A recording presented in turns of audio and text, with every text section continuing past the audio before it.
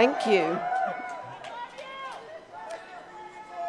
Growing up in England, the Hollywood Walk of Fame was one of those iconic things that you only saw in films, a way of immortalizing people who had succeeded in their fields and truly left their mark. So naturally, I assumed I was coming here today to receive my star for my part in that iconic cult classic, Spice World the movie. But as it turns out, earning a star takes a little more than surviving the late 90s box office. Yeah. It takes vision, determination, and an extraordinary amount of hard work. So to see David's name become part of that story today is incredibly special. Like so many before him, David came to America with a dream to share his passion for the beautiful game with as many people as he could and help make soccer, one of this country's great sports. He believed that if he worked hard and dreamed big enough, anything was possible. Now, a lot of people thought that he was ambitious. Some might even have said it was impossible. But David has never been very good at listening when people tell him something can't be done. From those early conversations and big ambitions to Inter Miami and a new stadium that has captured the imagination of so many fans, he has achieved the extraordinary. And now, with the World Cup upon us, soccer in America is entering one of the most exciting chapters in its history, which makes this incredible honor feel all the more timely.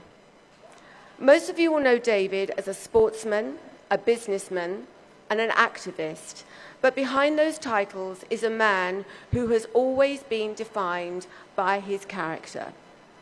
His drive, his determination, and his ambition are known to everyone. But I'd also like to acknowledge his kindness, his loyalty, and his commitment to the people that he loves. Whether he's working, supporting his family and friends, or the causes he cares about, he gives it everything he's got without ever losing sight of what matters the most. David, I am so proud of everything that you have achieved so far, but even more proud of the husband, father, and person that you have always been. Congratulations. We're so proud and we love you so much.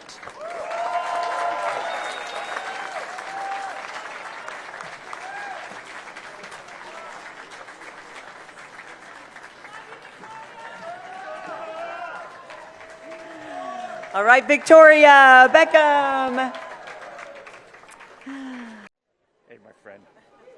Testing. All right, here we go. It is an honor for me to be here today to celebrate my friend David Beckham as he receives his star on Hollywood Boulevard. 30 years ago this summer, one of the most iconic goals in football history took place. A young player from Manchester United facing Wimbledon looked up from just behind the midfield and saw the goalkeeper standing casually off his line. Without thinking about it, in an instant, he struck the ball with his right foot, sending it soaring 57 yards through the air, beyond the goalkeeper's reach, into the net.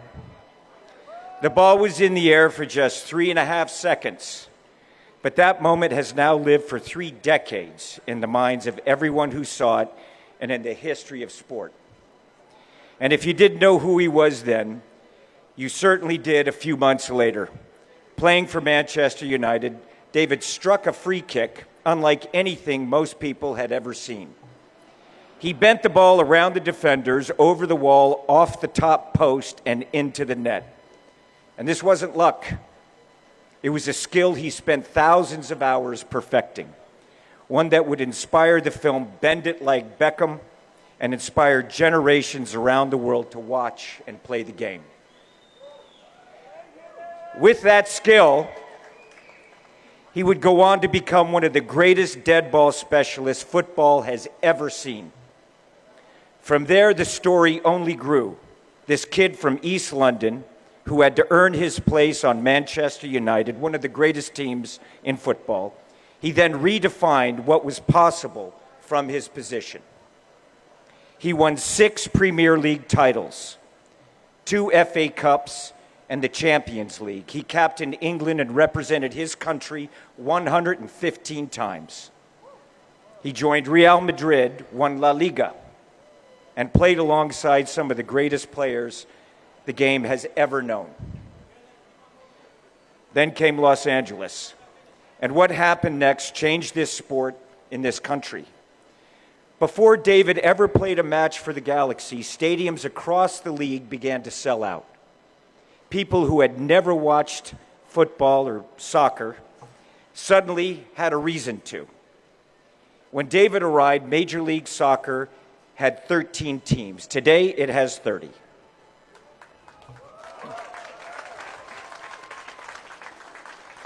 He won back-to-back MLS Cups with the Galaxy.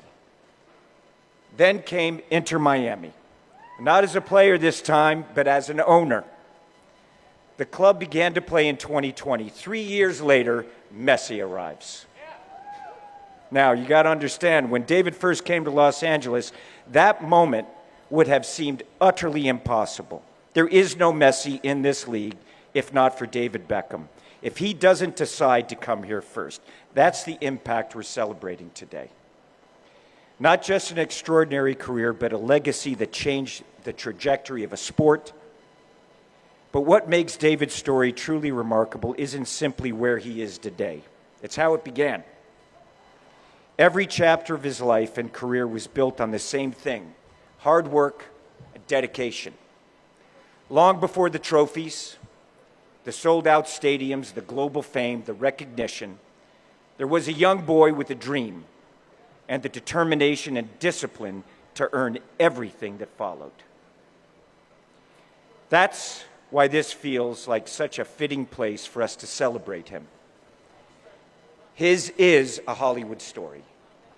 A boy who believed in something bigger than himself, had to work for every opportunity he received, and went on to influence his sport, shape culture around the world, and create opportunities for generations who followed. And for all the records, achievements, and recognition, the thing that has impressed me most is that success has never changed who he is. The same core values that got him there are the ones he lives by today. And through much of that extraordinary journey, Victoria has been by his side.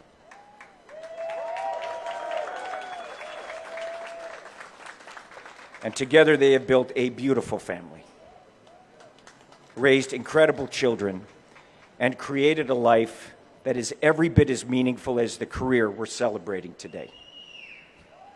So, David, congratulations to you. You earned this, and nobody, and I mean nobody, deserves it more, my friend.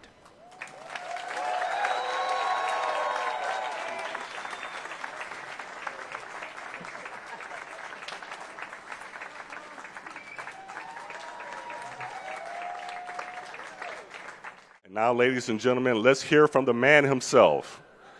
Sir David Beckham, the microphone is yours.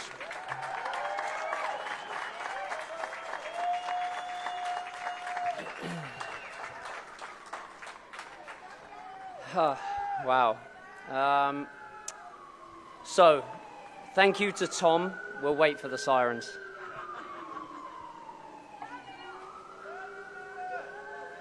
Whilst we're waiting, I would just like to thank the media for being here today, all of the fans that have turned up today,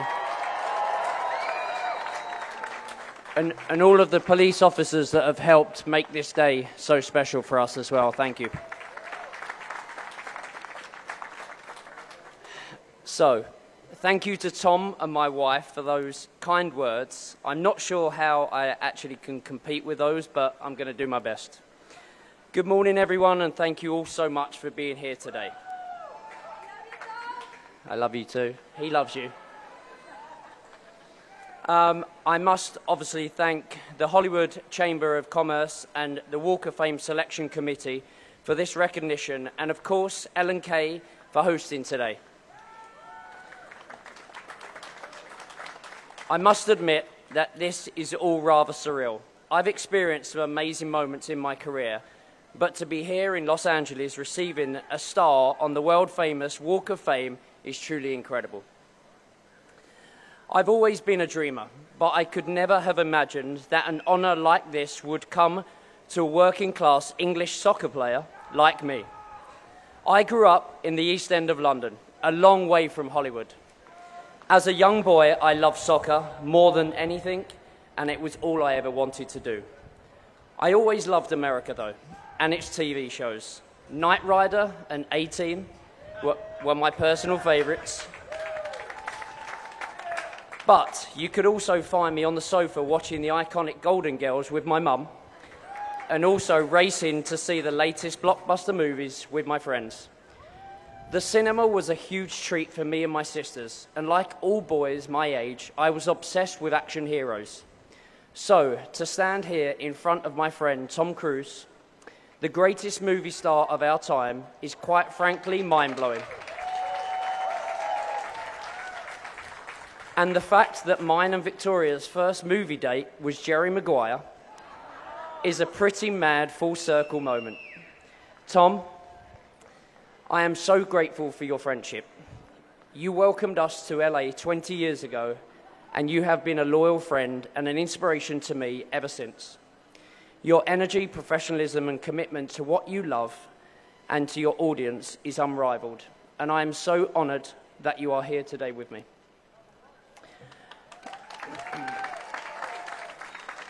The more I saw, the more I became obsessed with America, its stars, and especially its sports.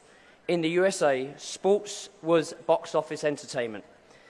I love the ambition, the scale, the sheer entertainment value of US sports. American football with its Super Bowl, and the NBA with the superstars who transcended the game and dominated people and popular culture like rock stars. And no one was more powerful than Michael Jordan, the greatest of all time. I loved everything about him, his talent on the court, his style off it, and his impact far beyond the game. What Michael Jordan did had a huge effect on me then and still inspires me to this day. He is the reason that I wore number 23, and he showed that you could be more than just an athlete. But to achieve my dreams, I knew I would one day make the leap across the pond to make the US my second home. I first came to America when I was 16 on a soccer tour to Dallas. A couple of years later, I came to Los Angeles for the first time on a coaching trip which coincided with the 1994 World Cup. The fact that my beloved England hadn't qualified wasn't enough to dampen the excitement of being in the town for the greatest show on earth. How fitting, then, that I am here today as we prepare to celebrate the opening here in the US of the 2026 World Cup. It's a powerful moment to recognize how the sport I love so much has grown in this country over the past 3 decades. I finally made the move to the US with Victoria and our boys in 2007 to join the LA Galaxy. Our daughter Harper was born here, and our family was complete. We were so happy in LA for those 6 years, and it's still a place that we love so much and consider our home. I must thank my friend and the man that brought me to the LA Galaxy, Tim Loyke, and our MLS Commissioner, Don Garber. I made a commitment to them both. Firstly, to Tim to win championships, which we did, and also to help build soccer in the US. I simply couldn't see why the greatest sporting nation wouldn't embrace the biggest sport on earth. But we believed, we fought the obstacles, and we have seen incredible growth. To see soccer in this country finally take its place on the main stage makes me extremely proud of the small part that I have played, and I truly believe that it can only get bigger and better. To have now gone to build my own team in Miami and to have the greatest player in the world on my team really is the stuff that dreams are made of. I feel truly honored and fortunate to be living the American dream. So, I give thanks to this country, to the fans that embraced us, the people that welcomed us and made our adventure so much fun. I want to thank my teammates, my friends, my team for always being in my corner and cheering me on. Most of all, I want to thank my incredible family.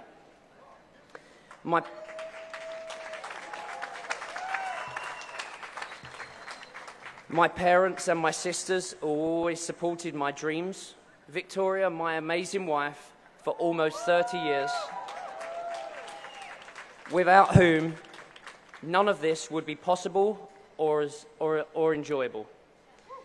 And my beautiful children, who are the reason that I get out of bed in the morning. Kids, I'm going to get emotional now. Kids, I hope you bring my grandchildren here one day and tell them about a boy who dreamed big. To make you all proud is my greatest achievement. I'm so grateful for you all. I love you, and thank you so much for this honor, LA. It means the world to me. Thank you very much.